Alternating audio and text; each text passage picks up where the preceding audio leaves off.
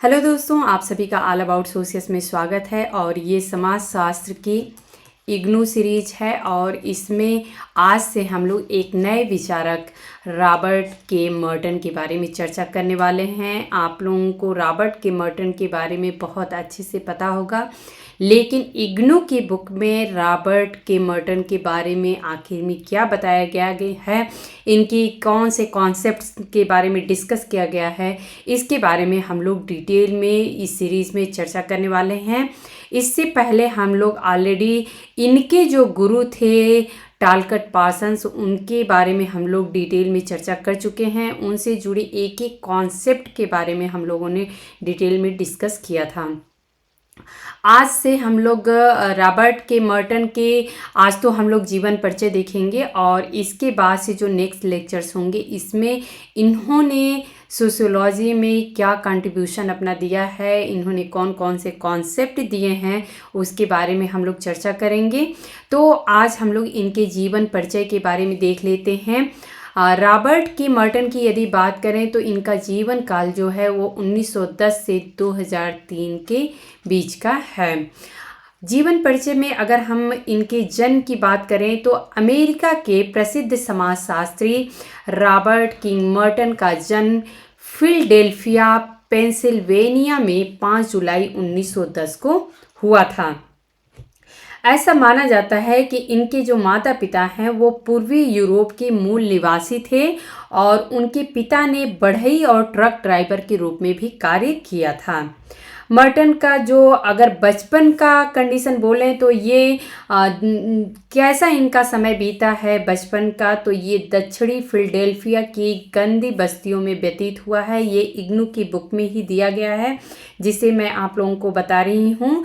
और वह अपनी बस्ती के युवा गिरोह के सदस्य हुआ करते थे और अक्सर करके बस्ती के कई लड़ाई झगड़ों में शामिल होते थे, परंतु उन्हें ज्ञान और अध्ययन की आकांक्षा थी, जिसके लिए वह एक स्थानीय सार्वजनिक पुस्तकालय था जो पब्लिक लाइब्रेरी होती है, वहाँ पे वो अक्सर जाया करते थे। और ऐसा इग्नू की बुक में दिया है कि 8 वर्ष की बाल्य अवस्था में ही उन्होंने कई विषयों में व्यापक अध्ययन किया और उसकी विशेष रुचि जो थी वो जो लोगों की, अनेक विचारकों की या जो फेमस पर्सनालिटी होती हैं, व्यक्तित्व होते हैं, उनके वो जीवनियाँ पढ़ने में या लाइफ हिस्ट्री पढ़ने में इनकी रुचि जो है वो काफ़ी ज़्यादा थी। जब कुछ पैसा कमाने के उद्देश्य से बस्ती के सामाजिक समारोहों के दौरान ये जादू के खेल भी किया करते थे। तो ये ऐसा कुछ बचपन मर्टन का बीता है। तो आप लोग समझ सकते हैं कि हालांकि इनका लाइफ जो है ये नहीं कह सकते हैं कि बहुत ही सुविधापूर्ण स्थिति में बीता है।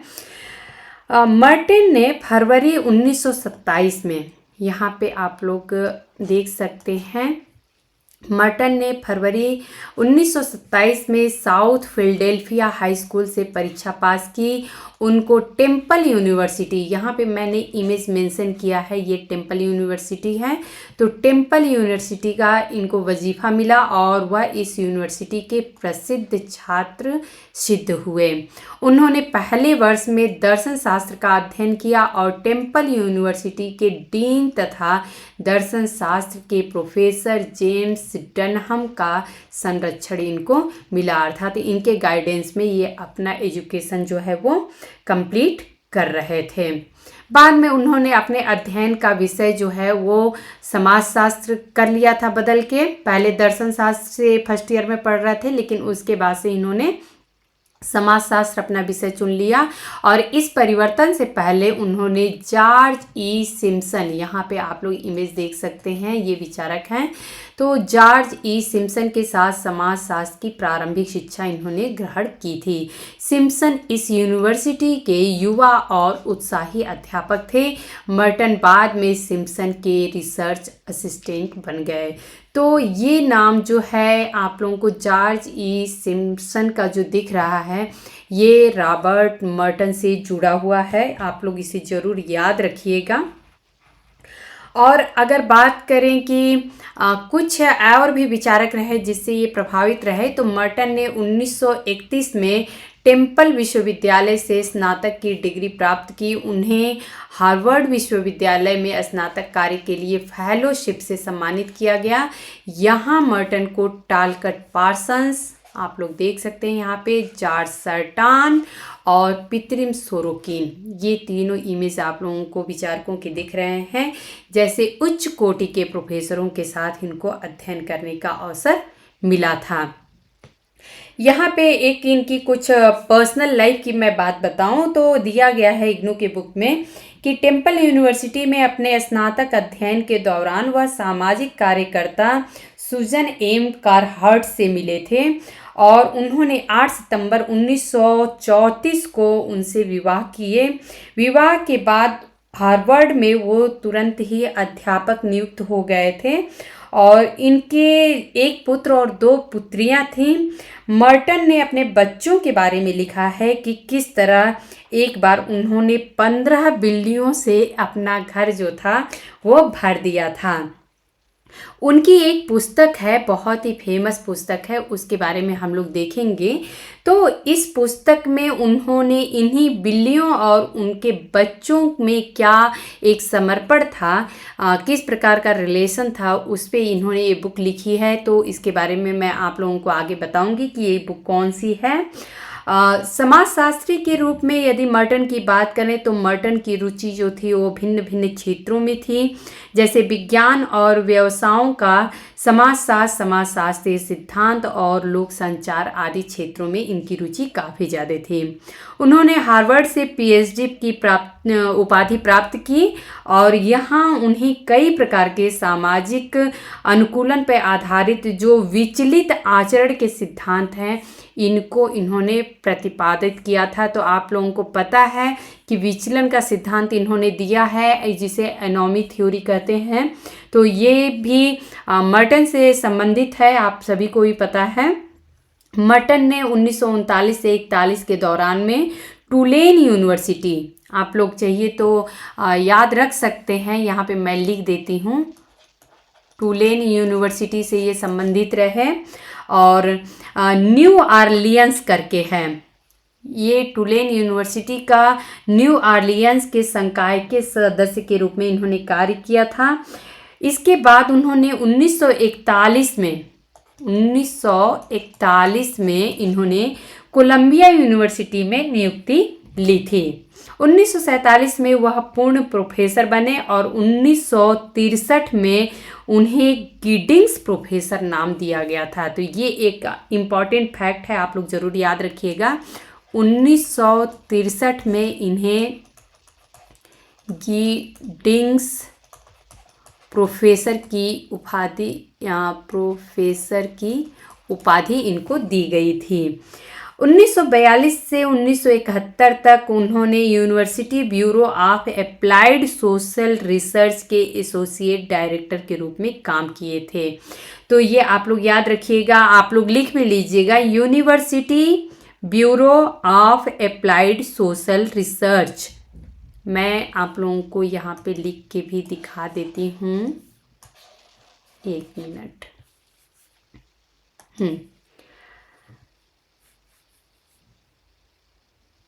यूनिवर्सिटी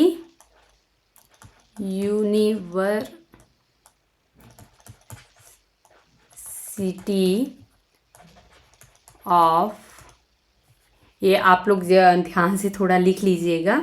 तो यूनिवर्सिटी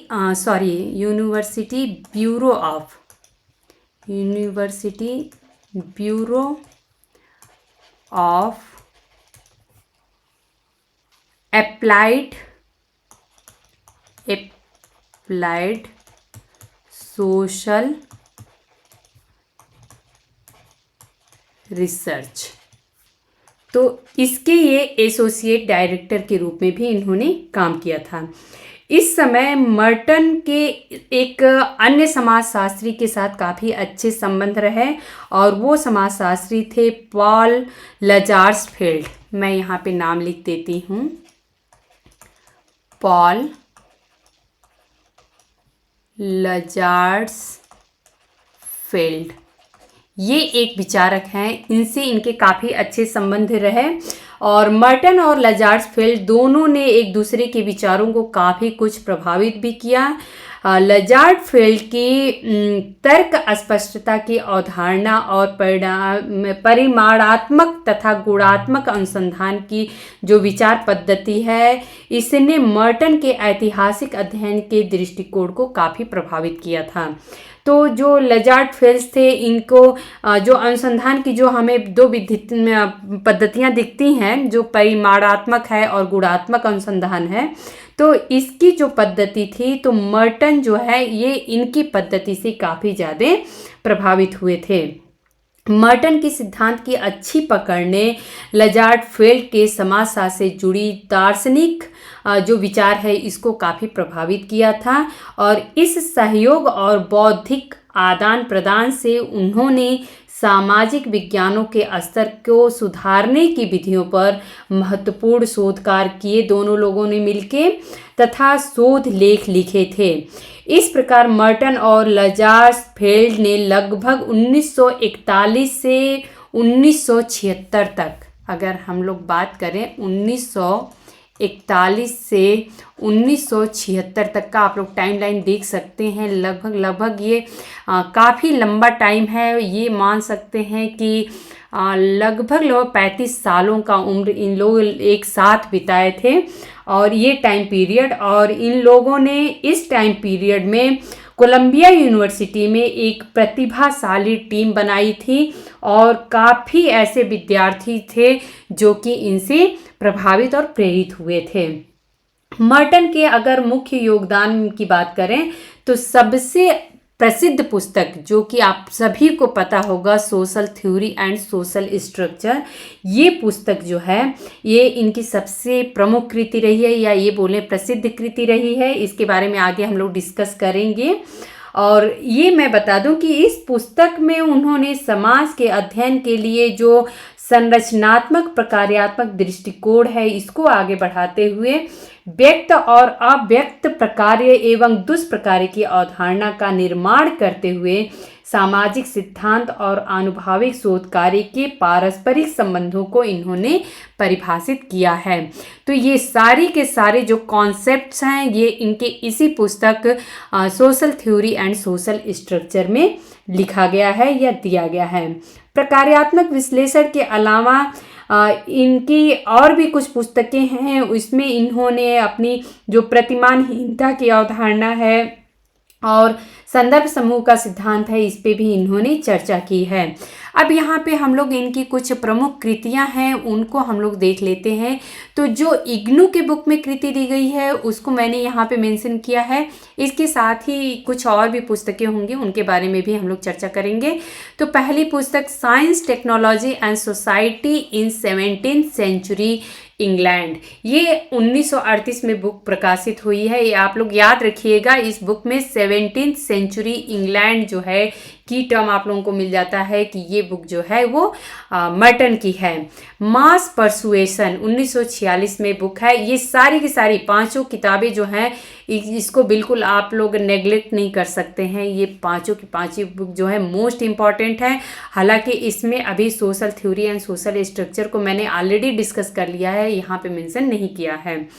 ये 1946 में प्रकाशित हुई थी बुक। ऑन थ्योरेटिकल सोशियोलॉजी ये 1967 में प्रकाशित हुई थी। Social theory and functional analysis 1969 में। सोशियोलॉजी ऑफ साइंस ये बुक जो है वो 1973 में प्रकाशित हुई थी। तो ये इनकी कुछ महत्वपूर्ण पुस्तकें हैं जिसको आप लोग याद रखना ही रखना है। आप लोगों को इसको बिल्कुल फॉरगेट नहीं कर सकते हैं, या ये बोलें कि इसको हम ऐसा नहीं है कि नहीं याद करेंगे तो भी चलेगा, इसको याद करना ही करना है।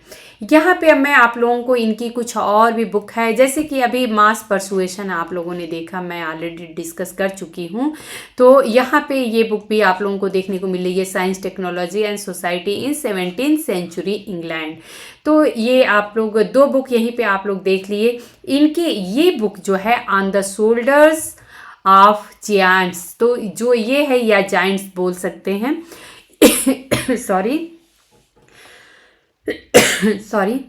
ये बुक जो है, यही बुक में इन्होंने जो मैंने इनको बताया कि किस प्रकार से अपने बच्चों के बारे में बताए हैं कि हमारे बच्चे कुछ लगभग 12-15 बिल्लियों को ऐसे इकट्ठा कर लिए थे घर में, और फिर किस तरीके से वो लोग रहते थे, उन दोनों के बीच में किस प्रकार से क्या रिलेशन थे। तो ये जो बुक है वो उन्हीं के बारे में है, ये आप लोग याद रखिएगा। On the shoulders of Giants या जियांट, जो भी आप लोग बोल सकते हैं। सोशियोलॉजिकल एम्बिवेलेंस, ये रॉबर्ट के मर्टन की एक बुक है, ये आप लोग याद रखिएगा। इसके अलावा आप लोग यहाँ पे देख सकते हैं the sociology of science, Robert के मर्टन की बुक। द फोकस्ड इंटरव्यू, ये आप लोग बार बार एग्जाम्स में भी पूछा गया है, तो ये आप लोग ज़रूर याद रखिएगा। Social theory and social structure, very very important book, इसको हम बिल्कुल नहीं भूल सकते हैं, इसको हमें याद रखना ही रखना है। रॉबर्ट मर्टन की एक और बुक है ऑन थ्योरेटिकल सोशियोलॉजी, तो ये ऑलरेडी हम लोग जो इग्नू में दिया गया है उसमें भी डिस्कस कर चुके हैं। यहाँ पे इसी के साथ मैं आप लोगों को बता दूं कि रॉबर्ट के मर्टन जो है वो काफ़ी दिनों तक प्रोफेसर एमिरेट्स कोलंबिया विश्वविद्यालय, एंजक्स फैकल्टी, रॉकफेलर विश्वविद्यालय एमिरेट्स, संस्थापक विद्वान रसेल सी संस्था में स्थान पाए थे, अर्थात बहुत सारी जगहों पे इन्होंने काम किया था। उनकी मृत्यु जो है वो 23 फरवरी